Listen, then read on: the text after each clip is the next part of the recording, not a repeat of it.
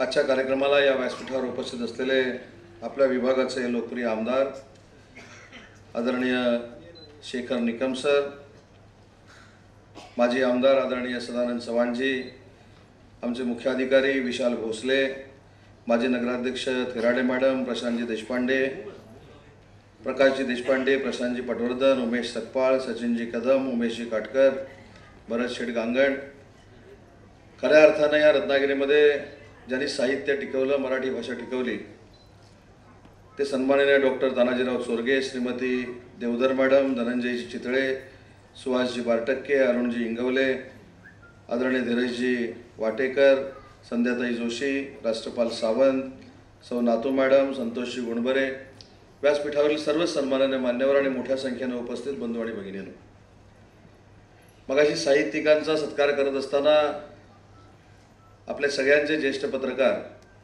योगेश या पोडियमवर होते आणि यावेळी त्यांच्या चेहऱ्यावर हास्य होते.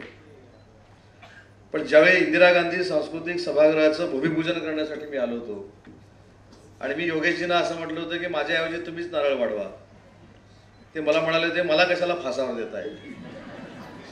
त्यांना देखील खात्री नव्हती की हे सांस्कृतिक सभागृह उभं राहील काय. पण योगेशजी, मी अति आत्मविश्वासानं सांगत नाही, परंतु मी एखादं काम मनावर घेतल्यानंतर कदाचित उशीर होईल, पण ते 100% पूर्ण करण्याची ताकद माझ्यासारख्या कार्यकर्त्यांना आहे.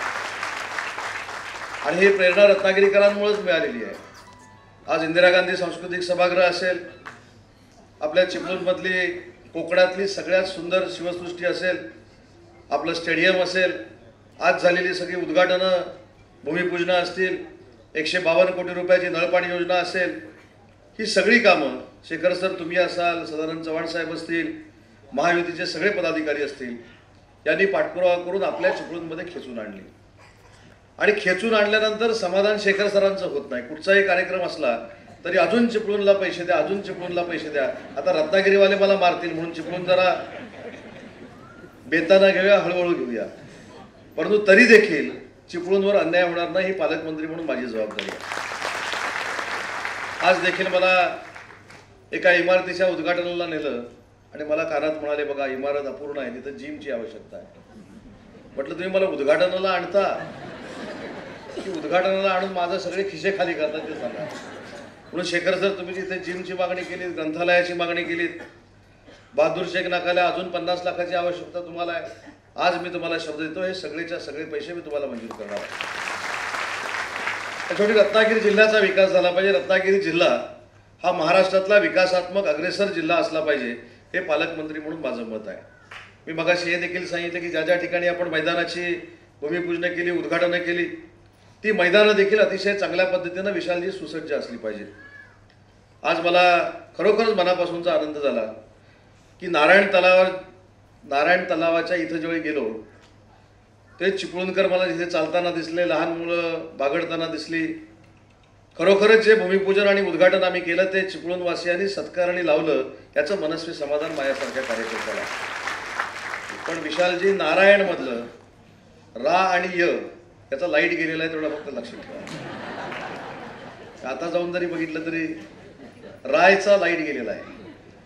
तर त्याच्यामुळे आपण सगळं चिपळूण प्रकाशामध्ये आणत असताना जे प्रकाशामध्ये आणले ते फक्त विजू नये याची दक्षता मुख्याधिकारी म्हणून आपण सगळ्यांनी घेतली पाहिजे.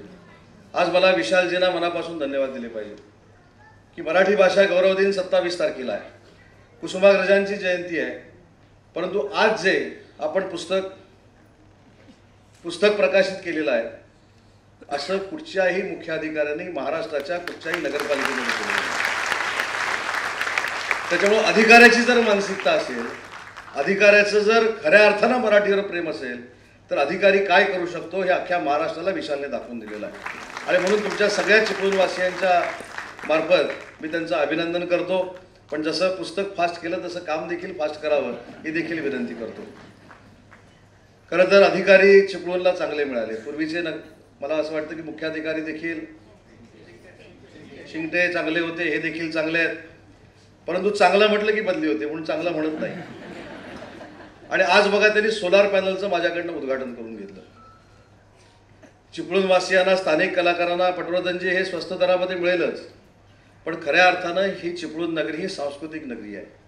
या रंगमंचावर व्यावसायिक नाटकं आली पाहिजेत, या रंगमंचावर विविध लोककलांचे कार्यक्रम झाले पाहिजेत, परंतु हे का होत नव्हते याचा अभ्यास आम्ही सगळ्यांनी मिळून केला. सोलार सिस्टीम लावली. मला असं वाटतं की आता जे भाडं व्यावसायिक रंगभूमीसाठी असेल ते किमान 5,000 ते 7,000 रुपयानं कमी होईल आणि त्याच्यामुळं चिपळूणकरांना आता दर आठवड्याला नाटकं बघायला मिळतील किंवा लोककला या ठिकाणी सादर होतील.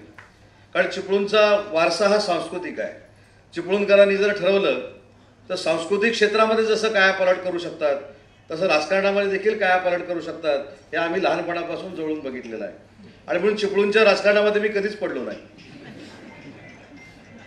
शेखर सर, चिपळूणच्या राजकारणात मी कधीच पडलो नाही, कारण चिपळूणच्या राजकारणाचा अंतच लागत नाही. त्याच्यामुळे जसे सांस्कृतिक क्षेत्रामध्ये चिपळूणमध्ये कलाकार आहेत तसं राजकारणामध्ये त्याच्यापेक्षा जास्त कलाकार आहेत. हे माझ्यासारख्या कार्यकर्त्याला कळून चुकलेलं असल्यामुळं राजकारणात मी चिपळूणमध्ये पडत नाही. शेखर सर, तुम्ही सांगाल तो निधी आपण देऊ. सरांनी तर आता मला सांगितले की या जिल्ह्यातले सगळे साहित्यिक एकदा आपण एकत्र जमवले पाहिजेत. याचं कारण असं आहे की परवा आपल्याला माहीत असेल की मी ट्रेनमधनं प्रवास केला. 5 तास मी ट्रेनमधनं प्रवास केला. माझ्याबरोबर सगळे ग्रामीण साहित्यिक होते. पण ग्रामीण साहित्यिकांकडे बघत असताना मला खरोखरच अभिमान वाटला की त्या रेल्वेमध्ये मला अख्ख्या महाराष्ट्राचं प्रतिबिंब दिसलं. एवढंच नाही, एक लहानसा मुलगा होता, 18-19 वर्षाचा मुलगा होता, कपडे फाटलेले होते आणि त्याच्या गळ्यामध्ये सर हलगी होती. आता रेल्वेचा प्रवास करत असताना हा मुलगा कोण चढला असा संशय येऊ शकतो. म्हणून काही लोकांनी विचारलं, तू इथं कशासाठी आला? असं तो म्हणतो, मी गाणं म्हणतो. आणि मला हे मराठी भाषेचे मंत्री जे गाडीमध्ये चढलेत त्यांना गाणं म्हणून दाखवायचं आहे. मी पण सांगितलं कुतूहलानं की तू गाणं म्हण. ते गाणं म्हटल्यानंतर माझ्या असं लक्षात आलं की आजपर्यंत सगळ्यात मोठ्या पट्टीमध्ये गाणारा एकमेव महाराष्ट्रामध्ये गायक होता तो म्हणजे प्रल्हाद शिंदे, ज्यांचं आवर्जून आपण नाव घेतो. म्हणजे सत्यनारायण प्रल्हाद शिंदेशिवाय पूर्ण होऊ शकत नाही अशा पद्धतीचा पहाडी आवाज नंतर जर कुठं मला बघायला मिळाला तर त्या मुलाच्या गळ्यामध्ये बघायला मिळालं. एवढं ग्रामीण साहित्य हे फार मोठ्या ताकदीनं आपल्या महाराष्ट्रामध्ये आहे. राज्याचा मी उद्योग मंत्री आहे, मराठी भाषेचा देखील मंत्री आहे. पण मी बऱ्यापैकी परदेशामध्ये गेल्यानंतर देखील सर मराठीच बोलतो. पण मराठी बोलून देखील 15,70,000 कोटीची गुंतवणूक ही महाराष्ट्रामध्ये येऊ शकते हे कोकणानं आज दाखवून दिलेलं आहे, रत्नागिरीनं देखील दाखवून दिलेलं आहे. आणि म्हणून मराठी भाषेचा कार्यक्रम घेतला म्हणजे आपली जबाबदारी संपली नाही. तर मराठी भाषेचं खातं चालवत असताना मला पहिल्यांदा असं ब्रीफिंग करण्यात आलं की मराठी भाषेचं खातं कशासाठी आहे, तर मराठी भाषा जतन करण्यासाठी, मराठी भाषा तिचा प्रचार आणि प्रसार करण्यासाठी. मला असं वाटतं की महाराष्ट्रातल्या मराठी माणसाला सांगण्याची आवश्यकता नाही.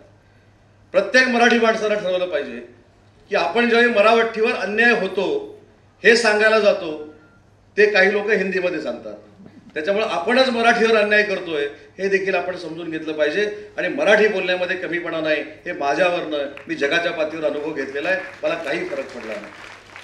बरं, उद्योगमंत्री मागच्या वेळी होतो, परदेशामध्ये जाऊन मराठी बोलल्यामुळे मला काय एकनाथ शिंदे साहेबांनी उद्योगमंत्रीपदावरनं काढून टाकलं नाही, परत मला उद्योगमंत्रीपद दिलं. त्याच्यामुळे राजकारणामध्ये देखील आणि प्रशासनामध्ये देखील मराठी भाषा ही अतिशय महत्त्वाची आहे. आणि म्हणूनच मला असं वाटतं की आजच्या या मराठी भाषा गौरव दिनाच्या निमित्तानं स्वातंत्र्यवीर सावरकरांवरचं नाटक आज आपल्याला बघायला मिळणार आहे. खऱ्या अर्थानं मराठी भाषेला सगळ्यात जास्त जर शब्द कोणी दिले असतील तर ते स्वातंत्र्यवीर विदा सावरकरांनी दिले. मराठी भाषा काय असू शकते हे जर जागतिक पातळीवर जर कोणी सांगितलं असेल तर ते स्वातंत्र्यवीर विदा सावरकरांनी सांगितलं असेल. शेखर सरांनी एक उल्लेख चांगला केला, हल्ली कोणी कोणावर काही बोलतं. हल्ली जयंतीच्या निमित्ताने देखील काही लोक श्रद्धांजली वाहतात. अशा लोकांना आपण काय बोलायचं? आणि म्हणून मला असं वाटतं की मला एक किस्सा आठवतो, पत्रकारांना देखील माहीत असेल आणि चिपळूणकरांना देखील माहिती असेल. ज्यावेळी मणिशंकर अय्यरनी स्वातंत्र्यवीर सावरकरांवर टीका केली त्यावेळी देशातली एकमेव व्यक्ती होती ती म्हणजे वंदनीय बाळासाहेब ठाकरे. त्यांनी त्याला जोड्यारी मारा असं सांगितलं होतं. आणि म्हणून स्वातंत्र्यवीर सावरकर हा विचार आहे ते कुठच्या राष्ट्रसंघातनं आले, कुठच्या पक्षातनं आलं, कुठच्या पक्षातनं काम करत होते याच्यापेक्षा ज्या पद्धतीनं त्यांचा चेहरा आता आधुनिक जगामध्ये काही लोक पुढे आणण्याचा प्रयत्न करतायत तो करू नये आणि पुढच्या पिढीला देखील सावरकर कळावेत, विदा सावरकर कळावेत. यासाठी नगरपालिकेनं हे जे नाटक ठेवलंय त्याबद्दल देखील विशालजी मी तुमचं मनापासून कौतुक करतो. आणि ह्याच्यातनंच आपली पिढी घडणार आहे. आज अभ्यास जर बघितलं, शिक्षण जर बघितलं तर स्वातंत्र्यवीर सावरकरांचा अभ्यास जो होता मराठीवरचा, म्हणजे एखादा माणूस जर मराठीचा शब्द, बरोबर ना देशपांडे साहेब, चुकला तर त्याला ते करेक्ट करायचे. घरात देखील बोलताना इंग्रजी शब्द जर कोणी वापरला तर त्यांना ते ओरडायचे आणि ते सांगायचे की मराठी ही आपली मातृभाषा आहे आणि म्हणून घरात देखील मराठीच बोललं गेलं पाहिजे. ही शिकवण विदा सावरकरांची आहे. आज आपण ती अंमलात आणतो की नाही हे ठरवण्यासाठी आज या नाटकाचा प्रयोग कदाचित त्यांनी इथे ठेवलेला असेल. आणि म्हणून चिपळूणकरांना देखील मला एक विनंती करायची आहे. विकासाची कामं तर होतच राहणार आहेत. विकासाची ही प्रक्रिया निरंतर प्रक्रिया आहे. परंतु याच्यातनं आज हा चिपळूणमधला पहिला कार्यक्रम आहे महाराष्ट्रातला, हे पण आवर्जून सांगतो. शेखर सर, तुम्ही भाग्यवान आहात. हे कार्यक्रम महाराष्ट्राच्या प्रत्येक जिल्ह्यामध्ये आपण करणार आहोत. आणि महाराष्ट्रातली मराठी ही जगाच्या पातळीवर मोठी आहे, तिला मोठं करण्याची आवश्यकता नाही, हा संदेश माझ्या खात्यामार्फत आम्ही महाराष्ट्रातनं पूर्ण जगाला देणार आहोत. आणि त्याची सुरुवात आज चिपळूणमधनं होते. आणि त्या चिपळूणच्या कार्यक्रमाला आपण हजारोंच्या संख्येनं उपस्थित राहिला आहे, त्याबद्दल देखील मनापासून मला आपले धन्यवाद व्यक्त केले पाहिजे. आपण सहजरित्या म्हणून जातो की मराठी भाषेला अभिजात भाषेचा दर्जा मिळाला. मी GR देखील दिल्लीवरनं आणला असं सांगितलं, पण GR आणेपर्यंत मला देखील माहीत नव्हतं की मराठी भाषेला अभिजात भाषेचा दर्जा मिळाला म्हणजे नक्की काय झालंय. लोक म्हणायचे म्हणून मी पण म्हणायचो, पण अभिजात भाषेचा दर्जा मिळाला म्हणजे आपली भाषा ही 2000 पूर्वीची आहे, ही पूर्ण जगानं मान्य केलेलं आहे. आणि त्याचं सगळं श्रेय देशाचे पंतप्रधान नरेंद्र मोदी साहेबांना जातं. अजून एक सांगतो, सरांचा त्याच्यावर अभ्यास असेल, देशपांडे सर तुमचा असेल, सगळ्या साहित्यिकांचा असेल.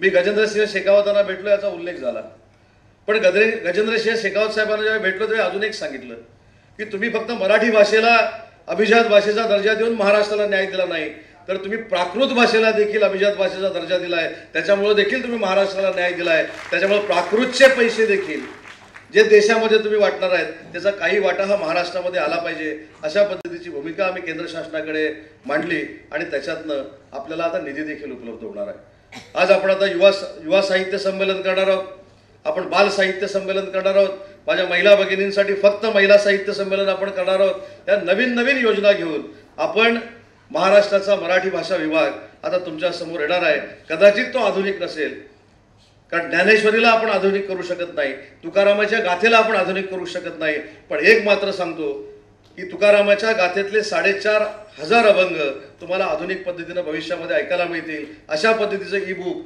देशामध्ये पहिल्यांदा तयार करण्याचा निर्णय माझ्या विभागानं घेतला आणि त्याची प्रक्रिया देखील सुरू झालेली आहे. आणि म्हणून मला सगळ्या पालकांना विनंती करायची आणि व्यासपीठावरच्या सगळ्या मंडळींना विनंती करायची आहे, विकास कामं होणार आहेत. माझ्याकडे उद्योग विभाग आहे. आज देखील सकाळी मी सगळ्या उद्योजकांना भेटून आलो, पण त्या उद्योजकांना भेटीमध्ये देखील सांगितलं की आता माझ्या उद्योग विभागामार्फत मराठी उद्योजक देखील घडला पाहिजे, मराठी उद्योजक देखील स्वतःच्या पायावर उभा राहायला पाहिजे. ही मोहीम आता मी उद्योग विभागातून सुरू करणार आहे.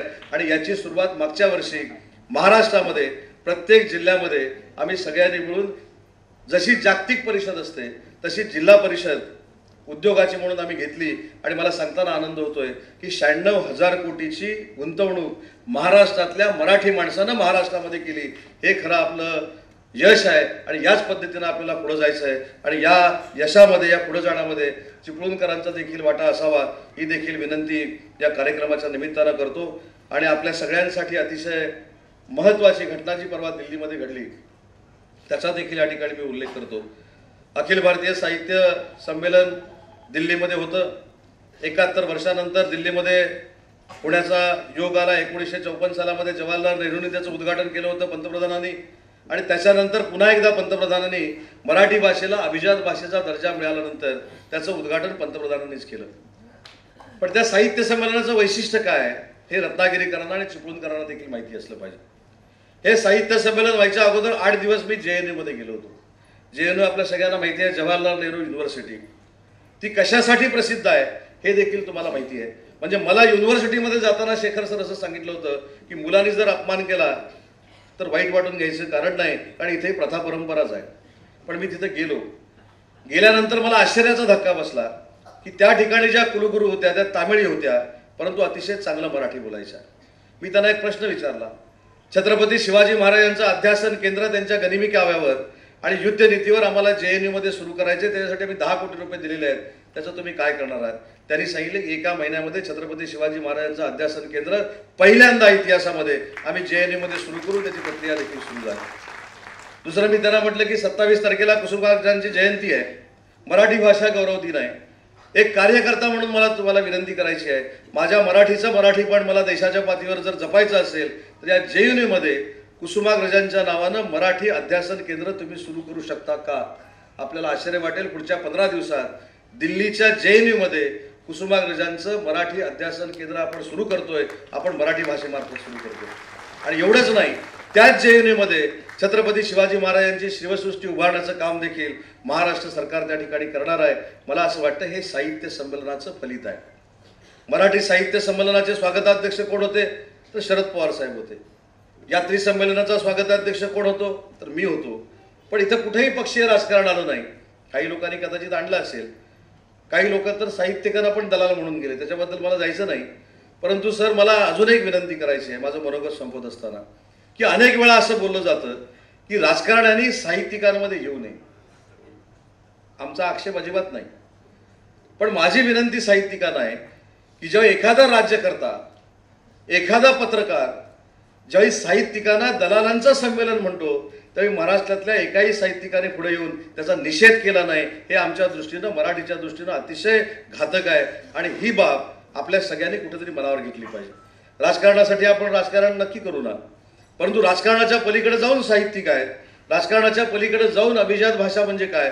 तर अभिजात भाषा म्हणजे मला असं वाटतं की संत ज्ञानेश्वरांचं साहित्य, संत तुकाराम महाराजांचं साहित्य आणि एकनाथांचं साहित्य, बहिणाबाईंचं साहित्य असेल, आणि त्याच्यानंतर आज ज्या 10 लोकांनी सत्कार आपल्याकडनं स्वीकारला, यांनी लिहिलेलं साहित्य म्हणजे खऱ्या अर्थानं अभिजात मराठी आहे असं समजणारा मी कार्यकर्ता आहे. आणि म्हणून चिपळूणकरांना देखील विनंती करेन की जिथं शक्य होईल, उद्योगमंत्री म्हणून कोका कोला आणणार, अजून आणणार, सगळं आणणार, बेरोजगारी देखील दूर करणार, पण आपलं परम कर्तव्य म्हणून या 27 तारखेला आपण देखील सगळ्यांनी पण करूया की मराठी भाषा ही आहे त्याच्यापेक्षा मोठी झाली पाहिजे. मराठी भाषेमधली बोलीभाषा, जे कोकणाचं वैभव आहे, ते देखील मोठी करण्यासाठी आम्ही आता एक कमिटी नेमतोय. तर या सगळ्याचा परिपाक म्हणून चिपळूणकरांनी देखील मराठीसाठी योगदान द्यावं एवढीच कळकळीची विनंती करतो. याच्यानंतर तुम्हाला नाटकाचा प्रयोग बघत असल्यामुळं प्रत्येकाच्या मनात माझ्याबद्दलच्या भावना काय आहेत ही पूर्ण जाणीव माझ्यासारख्या कार्यकर्त्याला असल्यामुळं, परंतु मराठी भाषेचा मंत्री नक्की काय करतोय हे देखील रत्नागिरी जिल्ह्याला कळलं पाहिजे. म्हणून मी तुमचा जास्त वेळ घेतला, त्याबद्दल आपल्या सगळ्यांची दिलगिरी व्यक्त करतो. आपण मोठ्या संख्येने या कार्यक्रमाला उपस्थित राहिला त्याबद्दल तुमच्या सगळ्यांचे आभार मानतो. आणि शेखर सर, तुम्ही सांगितलेलं प्रत्येक काम पालकमंत्री या नात्यानं टप्प्याटप्प्यानं पूर्ण केलं जाईल. टप्प्याटप्प्यानं हा शब्द लक्षात ठेवावा, पूर्ण केलं जाईल हा शब्द देतो आणि थांबतो. जय हिंद, जय महाराष्ट्र.